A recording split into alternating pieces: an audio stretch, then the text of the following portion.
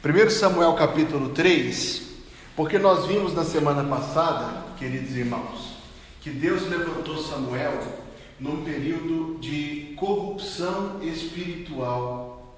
Isso está no capítulo 2, quando fala que os filhos de Eli roubavam as ofertas do povo, profanavam o culto e adulteravam a adoração do Senhor.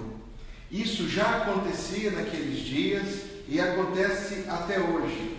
O que nós aprendemos quando nós refletimos nessas coisas da Escritura Sagrada? É que o povo de Deus tem que ter coragem de resistir a essas coisas, porque elas espalham uma frieza espiritual no meio do povo do Senhor. E o que eu percebo a cada dia é que o desânimo espalha mais do que o ânimo. E é mais fácil parar de fazer algo para o Senhor do que começar a fazer algo para o Senhor. Porque é óbvio, estar parado não custa nada, não gasta nada e não requer nada. Fazer é que exige. Quando alguém dá conta, como os filhos de Eli, começavam a menosprezar o culto do Senhor, o que a gente acha que isso produzia no coração do povo? Eles pensavam, puxa, se nem os sacerdotes estão se importando com isso, por que eu? Claro que Satanás rapidamente surge com as suas sugestões malignas e por um escorregão a gente se vai. Mas foi nesse contexto, irmãos, tão complicado. E antes disso eu queria que você observasse que aqui no capítulo 2, verso 12, está escrito que os filhos de Eli eram filhos de Belial, eram pessoas perversas, não conheciam ao Senhor. A tradução outra diz, não se importavam com o Senhor. Isso tende a espalhar igual uma doença espiritual no meio do povo. Nossa esperança firme é de que mesmo num tempo igual esse, Deus levanta um Samuel, que era um gigante espiritual, que serve para poder firmar a fé da gente também e para ensinar a gente também as coisas de Deus. Hoje nós vivemos um tempo de frieza espiritual, a gente não pode fingir que não vive, não. Vive isso fora das igrejas, na sociedade como um todo, porque houve um tempo em que as pessoas, pelo menos religiosas, eram, mas hoje nem isso existe. Houve um tempo em que as pessoas se preocupavam de ser decentes e de ter uma moralidade, mas hoje nem isso existe. Houve um tempo em que as pessoas tinham alguma coisa de fé que fosse por vergonha, mas tinham. E hoje não existe nem vergonha de não ter fé. Mas dentro das igrejas também. As coisas que aconteciam no tempo de Samuel acontecem hoje. A profanação do culto existe hoje. A adulteração da mensagem existe hoje. Roubar a oferta já acontecia naquele dia e existe até hoje também. Vocês já repararam que a única pessoa que fica rica na igreja, que prega o evangelho da prosperidade, é o pastor? Na Bíblia realmente tem uma promessa, está escrito assim, tudo isso te darei se prostrado me adorares. Quem fez essa promessa? Não foi Deus. Essas coisas poderiam nos deixar muito confusos. O povo de Israel não tinha a palavra de Deus como nós a temos. Nós hoje temos o privilégio de ter um livro santo ao qual nós podemos nos apegar. E esse livro ainda nos ajuda a identificar nessa confusão quem é de Deus e quem não é, para que a gente possa se apegar com firmeza à doutrina do Evangelho. Aí é nesse contexto, nessa frieza, nesse distanciamento espiritual, que nós chegamos ao capítulo 3, verso 1. Está escrito, o jovem Samuel servia ao Senhor perante Eli. Você sabe que é diferente servir ao Senhor no Antigo Testamento e no Novo Testamento? O que era servir ao Senhor no Antigo Testamento? Trabalhar no templo e sacrifícios de ofertas. Oração como nós fazemos aqui. Alguém do Antigo Testamento orou daquele jeito, minha gente? Com essa proximidade com Deus que nós temos? Jamais. Conhecendo Deus igual a gente conhece? Jamais. Servir ao Senhor diz especificamente quanto ao sacrifício de animais. O que é servir ao Senhor hoje? Adorar a Deus é servir o Senhor. É a primeira coisa e a principal que a gente faz. Obedecer a Deus é servir o Senhor. Trabalhar para Deus é servir o Senhor. Todos esses são privilégios que o Evangelho trouxe para nós. Deus muito mais perto e Deus muito mais possível de ser conhecido. Então Samuel servia ao Senhor perante Eli. Mas veja como termina esse verso. A palavra do Senhor, a versão que eu estou usando, diz: era de muita valia naqueles dias. Outra tradução diz que era rara. É assim que está na sua, Elaine? Naqueles dias a palavra do Senhor era muito rara. Porque a ideia é exatamente essa. Quando fala de muito valor, é porque era tão raro que as pessoas se apegavam a qualquer gota que houvesse. Naqueles dias a palavra do Senhor era de muita valia, não havia visão manifesta. Aqui, nosso estudo hoje vai tratar de pelo menos 2 ou 3 assuntos. O primeiro deles é a gente olhar para Samuel como nós devemos olhar na Bíblia. Samuel é um dos maiores gigantes do Antigo Testamento e nele se encontra uma semelhança com Jesus Cristo que poucas pessoas do Antigo Testamento tiveram, ainda que ele tenha tido lá uma ou outra coisa que a gente vai ver mais adiante. Onde Samuel se parece, primeiro de tudo, com Cristo? Porque Samuel ocupou 2 papéis em Israel, que eram papéis que significavam, simbolizavam, prefiguravam Jesus Cristo. O primeiro papel, o papel de sacerdote, e nós sabemos que os sacerdotes, todos eles, eram prefiguras de Cristo. E o segundo, o papel de profeta. Quem, meu caro João Marcos, profundo conhecedor do Antigo Testamento, quem foi profeta antes de Samuel? Apertei sem abraçar. Houve alguns. Não, Sansão não foi profeta, Sansão foi juiz. Natã foi depois. Bem depois. Houve 3 principais, uma mulher e um sem nome. Débora foi a mulher. Pronto, eu dei a dica, já acertamos já. Quem mais? Houve 3 principais. A primeira pessoa a ser chamada de profeta na Bíblia foi Abraão. Abraão foi profeta. Depois de Abraão, o maior profeta da primeira etapa da história humana, Jacó. Jacó pronunciou grandes profecias. Isaías, não? Isaías foi bem depois. Bem. Débora foi profetisa, mas antes, entre Jacó e Débora, houve Moisés. Então vejamos que havia pouquíssimos profetas e muito espaçados no tempo. Quem foi o primeiro profeta, então, a primeira pessoa chamada de profeta na Bíblia? Abraão. E ele não disse nenhuma palavra a respeito do futuro. Profecia não tem nada a ver com dizer o futuro. Vamos chegar nisso, é a parte 2. Depois de Abraão, Jacó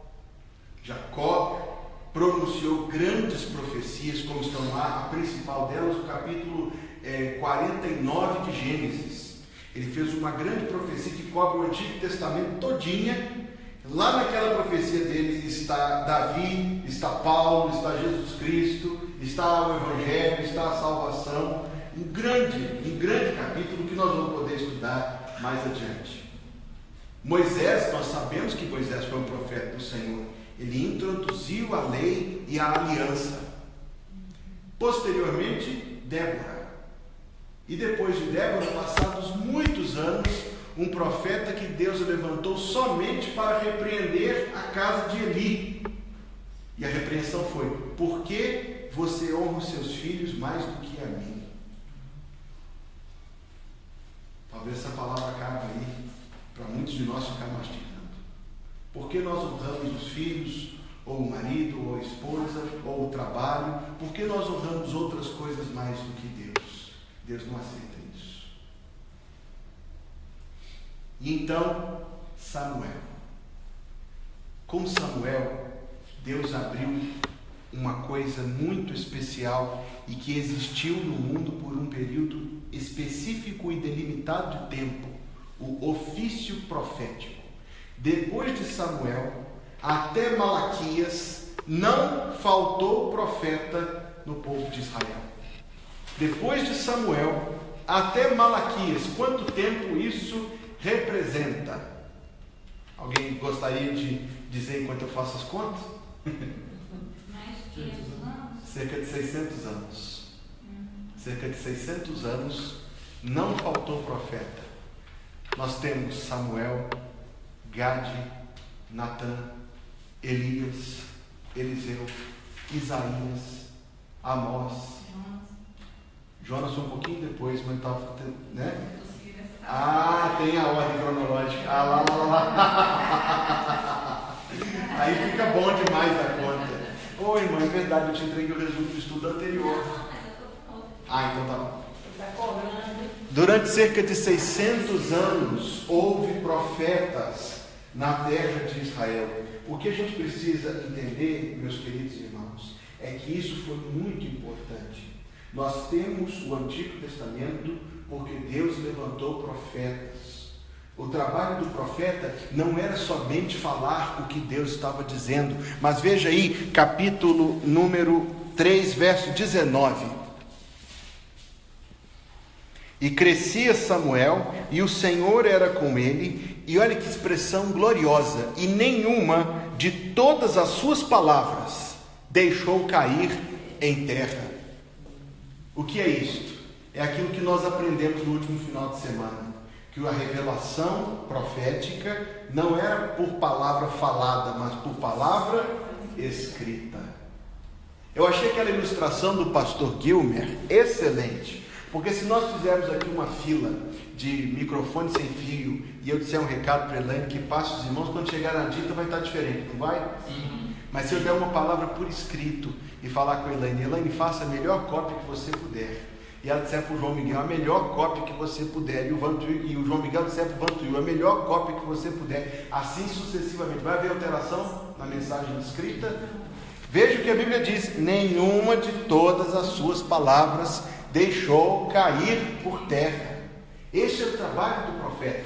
Não era somente falar a vontade de Deus, mas também transcrevê-la de maneira fiel para que ela fosse preservada. Deus já pensava em nós, nos que vieram antes de nós e nos que virão depois de nós, para que todos pudessem ter acesso à sua palavra. O profeta, outra coisa importante a dizer, é que o profeta era uma pré-figura de Cristo. Ele era uma pré-figura de Cristo. Houve um profeta de Deus maior do que Jesus Cristo? Claro, jamais poderia haver alguém maior do que Cristo em nada. Eu estava estudando essa semana, por causa dos nossos cultos de domingo que vem, as horas de humilhação do Senhor Jesus na sexta-feira. Ele foi humilhado nos seus 3 ofícios. Ele foi humilhado enquanto profeta, foi humilhado enquanto sacerdote e foi humilhado enquanto rei. Batiam na cara dele com o rosto vendado e o que diziam? Profetiza quem te bateu. Humilharam o profeta. Colocaram uma coroa de espinhos nele e disseram: humilharam o rei. E na cruz gritavam assim: salvou os outros, zombaram dos sacerdotes. Nos seus 3 ofícios, enquanto profeta, enquanto sacerdote e enquanto rei, Cristo foi humilhado por nós. Essas 3 pessoas que sempre houve no Antigo Testamento, o profeta, o sacerdote e o rei, eram pré-figuras de Cristo. Samuel uniu 2 delas, a de sacerdote e a de profeta. Nesse sentido, irmãos queridos, convém para a gente consultar o Salmo número 99 e ver o que ele fala a respeito de Samuel ali.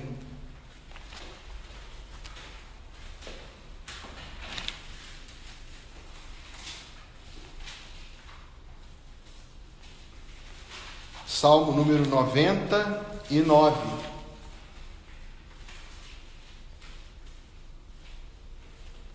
São apenas 9 versos, mas eu vou ler os 5, os 6 e os 7, talvez o 8.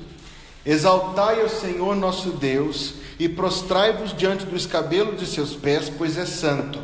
Moisés e Arão entre os seus sacerdotes, e Samuel entre os que invocam o seu nome, clamavam ao Senhor e ele lhes respondia. Na coluna de nuvem lhes falava, e eles guardaram os seus testemunhos, os estatutos que lhes dera. Tu os escutaste, Senhor Deus, nosso Deus.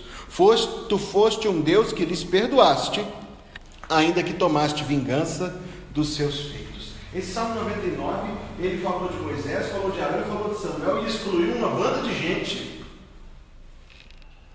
Eles eram sacerdotes. Eles eram sacerdotes. Eles estavam colocados numa posição muito singular diante de Deus. Deus falava com eles, eles ouviam. Os outros consultavam a vontade de Deus por meio de um instrumento chamado Urim e Tumim, que mais adiante nós veremos melhor o que era.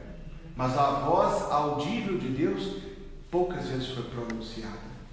Deus escolheu Samuel quando ele ainda era garoto, não sabemos quantos anos ele tinha, mas Deus chamava assim Samuel, ele não sabia nem quem estava falando.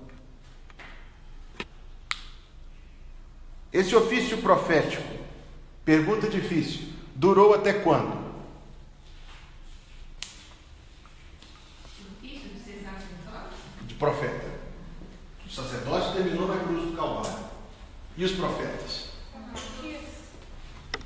Com Jesus foi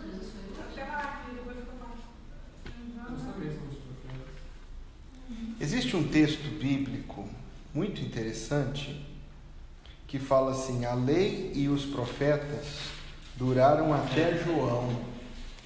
Deixa eu localizar. João Batista. Lucas 16:16. Lucas 16:16.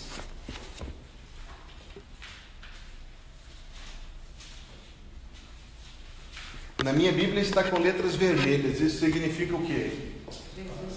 São palavras de Jesus. Lucas 16:16. A lei e os profetas duraram até João. Desde então é anunciado o reino de Deus e todo homem emprega força para entrar nele. Vamos concentrar nessa primeira parte. A lei e os profetas duraram até João. Hebreus capítulo 1.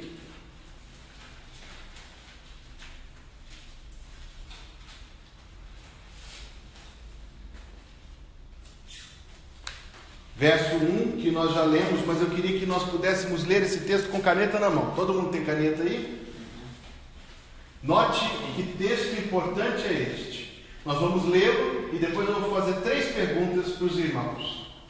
Havendo Deus antigamente falado muitas vezes e de muitas maneiras aos pais pelos profetas, a nós falou-nos nestes últimos dias pelo Filho. Este verso tem 2 tempos verbais, não tem? O passado e o presente. Sim? Ok. No passado, que é a primeira parte do texto, a primeira pergunta que eu faço é: quando? Antigamente. Outrora. A minha está antigamente. Antigamente, Deus falou a quem? Aos pais.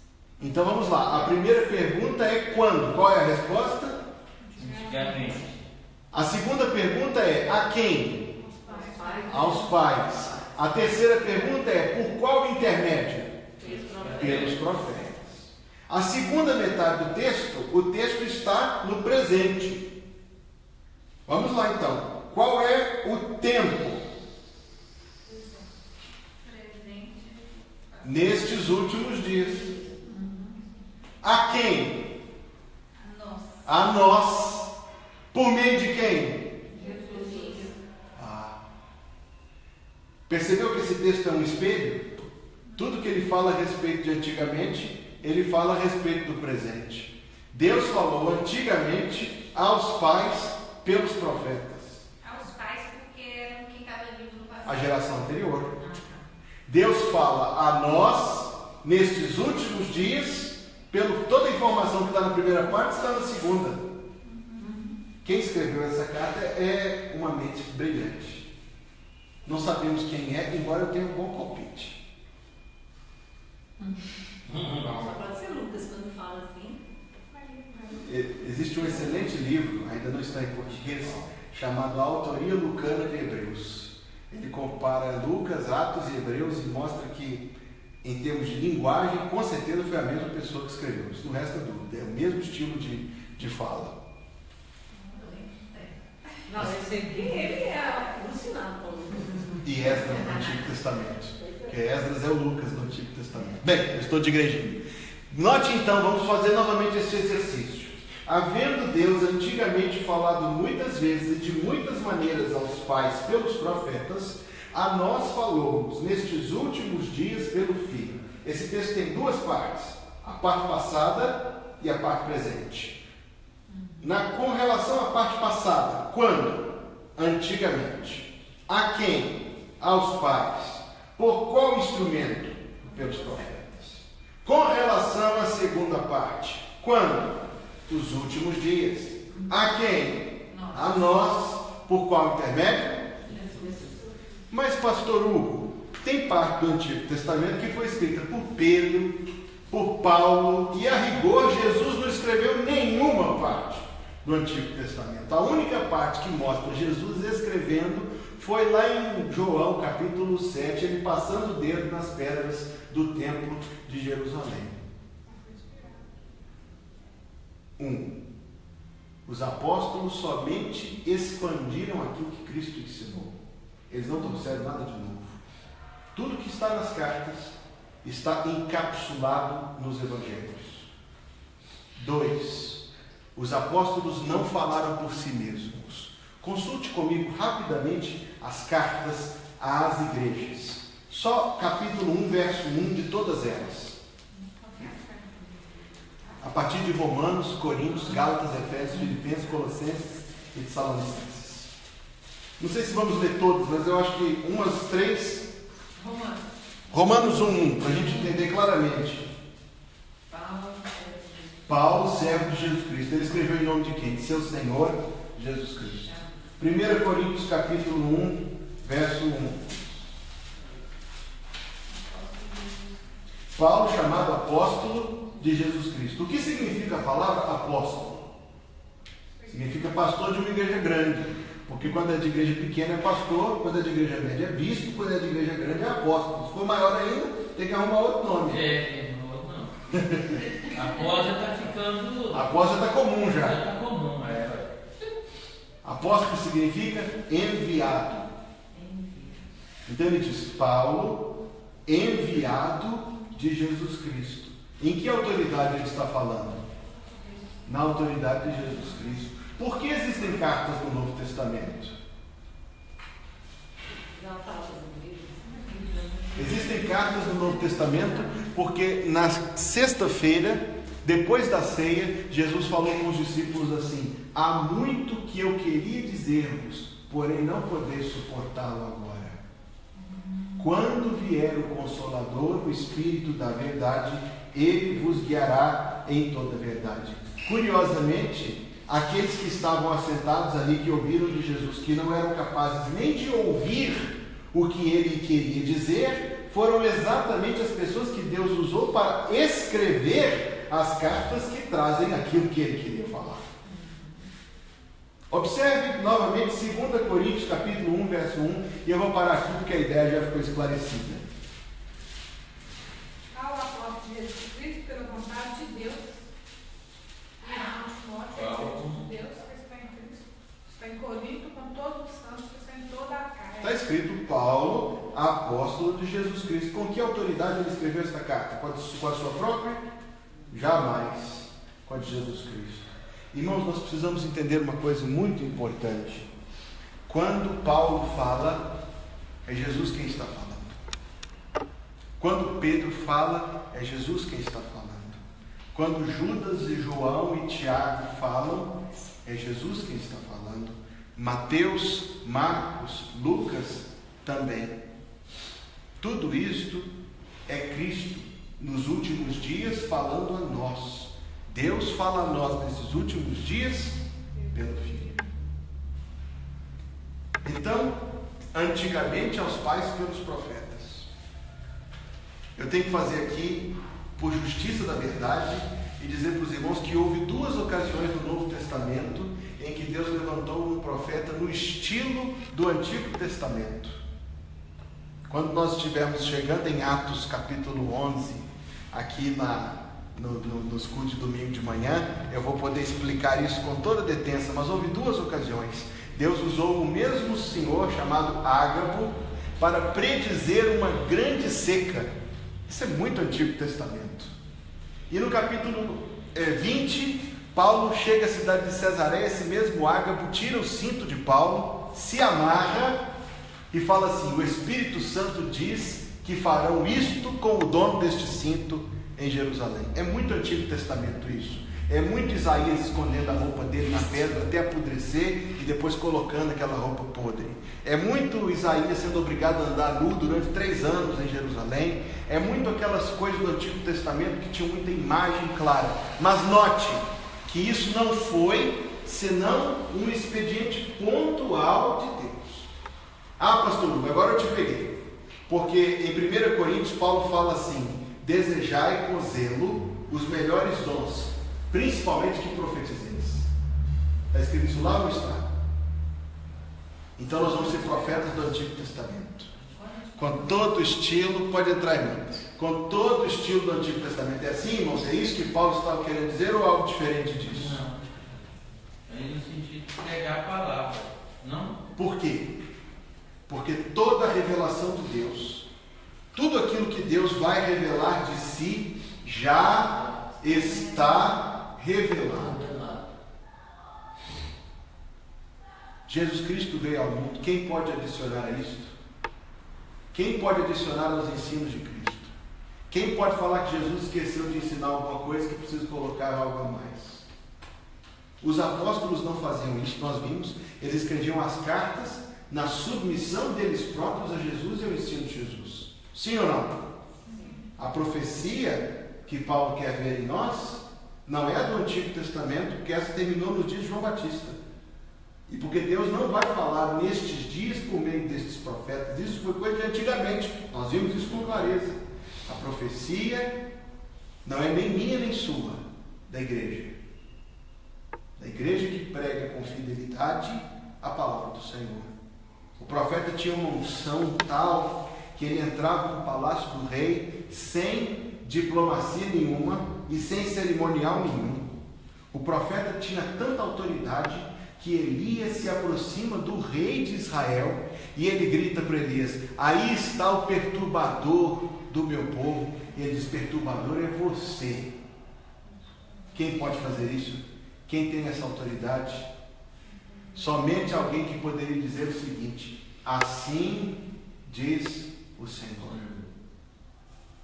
A igreja, quando prega a Bíblia, com toda certeza pode dizer: assim diz o Senhor.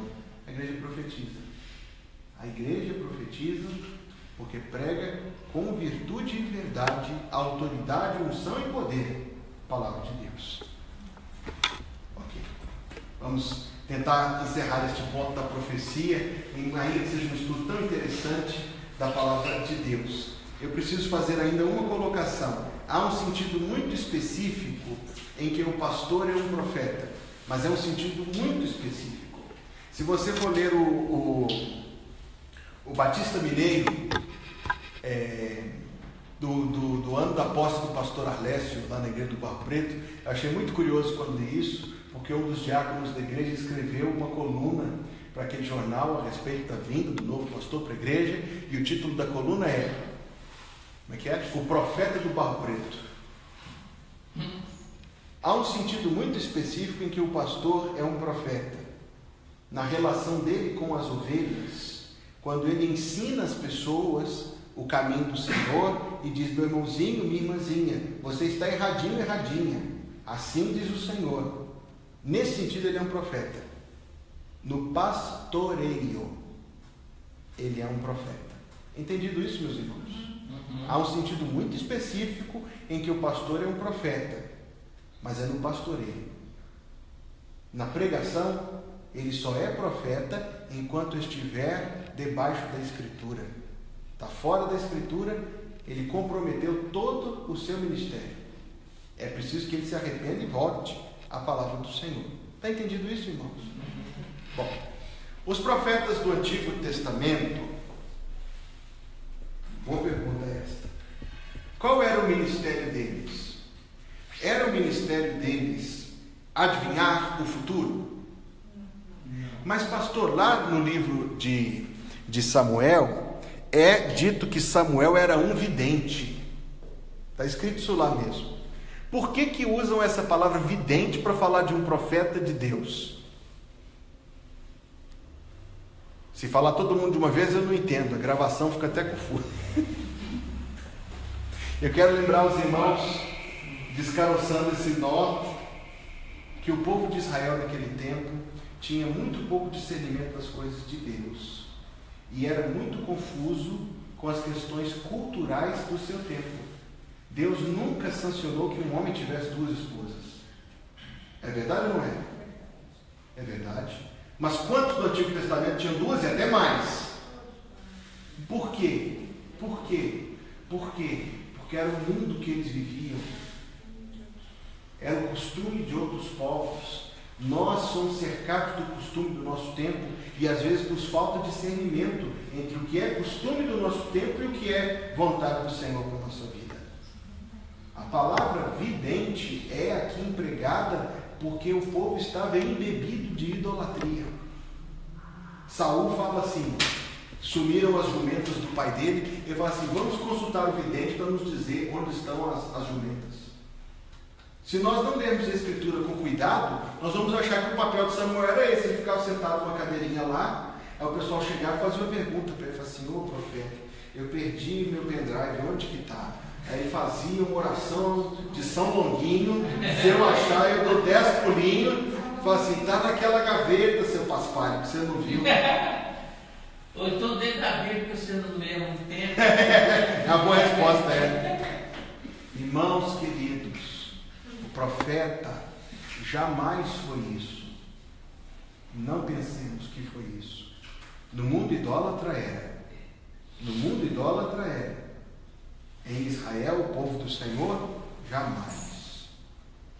As pessoas trazem essas ideias e projetam isto dentro da era do Evangelho por 2 razões. A primeira, porque não entendem que não era isso. E a segunda, porque acham que aquele tipo de profecia ainda existe até hoje. Tinha uma igreja aqui em Belo Horizonte, essa igreja ainda existe. Também, pastor, por má fé. Pois é. Por má fé. E o povo não examina a Bíblia. Aí está igual Paulo escreveu, enganando e sendo enganados. Indo de mal a pior. Por má fé também. Olha só, tem um cidadão aqui em Belo Horizonte, isso ainda existe, eu achei que está durando até mais do que eu imaginei. Que a igreja está lá cheia de gente, aí ele veja minha irmã, o ponto que a coisa vai, viu? Ele fala assim, Deus está mandando um recado aqui para a pessoa que o CPF dela é 111 045 766. Aí a pessoa recebeu uma palavra profética lá. E ela chamou para ela. Irmãos, o que a gente precisa entender? Isso nunca, jamais foi associado ao culto de Deus. Isso é culto idólatra. Isso é culto pagão trazido para dentro do templo do Senhor. É a profanação que os filhos de Eli faziam. O que acontece? As pessoas são tão movidas pelo seu desejo, pela sua curiosidade, pela sua aparente superficial, temporária, momentânea necessidade, que elas projetam aquilo a Deus. E Deus tem que se virar com elas.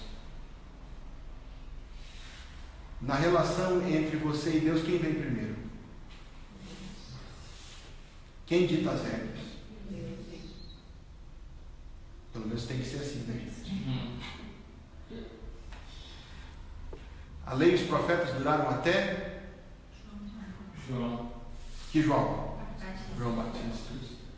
O ministério profético do Antigo Testamento que Samuel inaugurou, que os outros antes dele eram exceções mesmo, muito pontuais, muito específicos. Abraão, Jacó, Moisés, Débora e o anônimo eram muito específicos. Perdão, foram 2 anônimos. Era algo muito específico, muito temporário. O ofício profético foi Samuel que inaugurou. Teve início, teve fim. Deus falou antigamente aos pais pelos profetas. A nós, nestes últimos dias, pelo Filho. O texto é tão claro. o texto é tão óbvio, há uma última coisa que nós precisamos colocar sobre isso no tempo que nós ainda temos. Houve pontuais ocasiões em que Deus usou o profeta para dar uma palavra pessoal a alguém no Antigo Testamento. É Isaías que entra no palácio do rei Ezequias, que estava forte, saudável, valente, e diz assim: você vai morrer. Entretanto, se os irmãos analisarem caso a caso, observarão que até mesmo quando era um recado, tinha um propósito muito mais amplo do que somente o céu prestar um serviço àquela pessoa. Claro que não era isso. É evidente que Deus estava agindo pontualmente, visando algo mais amplo, como no caso do rei Ezequias. Isso nos ajuda a entender todo o ofício profético que percorre agora o resto do Antigo Testamento. Porque todos os livros dos profetas, Isaías, Jeremias, Ezequiel, Daniel, Oséias, Joel, Amós, Obadias, Jonas, Miqueias, Naum, Abacuque, Sofonias, Ageu, Zacarias e Malaquias, todos eles concernem a um homem que num tempo, num lugar, Deus levantou para profetizar, escrever o que ele profetizou, para que aquele recado, aquela revelação, aquela comunicação divina, nos seus princípios, no seu juízo, na sua graça, no Evangelho que é revelado de alguma forma em todos eles, fosse preservado como revelação absoluta, única, harmônica, unida, orgânica de Deus. Entendido isso, meus irmãos? Eu acredito que esta colocação é muito importante. Ela nos ajuda a entender melhor a Bíblia e ela nos ajuda a entender melhor a nossa relação com Deus. Eu disse para os irmãos que eu estava estudando a sexta-feira os julgamentos de Cristo. Vai sair, se Deus quiser, no editorial do boletim do domingo que vem, porque eu observei que o Senhor Jesus foi julgado 6 vezes. Ele foi julgado por 3 tribunais religiosos e por 3 tribunais civis. Ele foi julgado na casa de Anás, depois na casa de Caifás, depois no Sinédrio, depois às 6 da manhã manda o nosso Senhor para Pilatos, Pilatos manda para Herodes, Herodes devolve para Pilatos. Porém, eu identifiquei 3 atitudes humanas em relação a Jesus que estão prevalecentes e que estão presentes hoje, até no nosso tempo. Primeira atitude: os sacerdotes queriam esganar Cristo, queriam confrontá-lo contra a parede, queriam que ele fosse quem eles queriam que ele fosse. Quanta gente gostaria de mudar Deus? Porque, eu pergunto novamente, na relação entre você e Deus, quem vem primeiro? Deus. Mas nós queríamos, do fundo, a nossa natureza humana gostaria que fôssemos nós. Que Deus se ajustasse ao nosso expediente, à nossa preferência, à nossa agenda. Quem vem primeiro? Eles não aceitaram isso. Mandaram para Herodes, e Herodes queria que Jesus fizesse alguns milagres para ele. Isso não é uma atitude humana? As pessoas que buscam a Cristo querem que ele faça uma ou outra coisa para ela. Herodes devolveu para Pilatos, e Pilatos não sabia o que fazer com Jesus.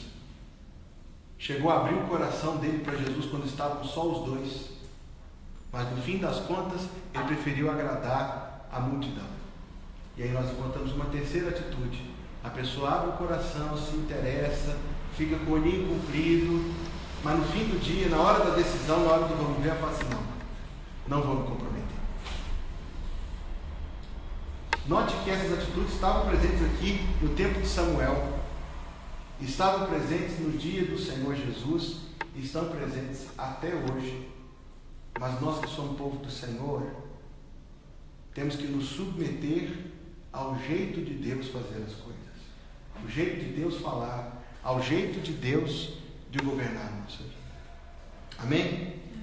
Amém. Hino 170.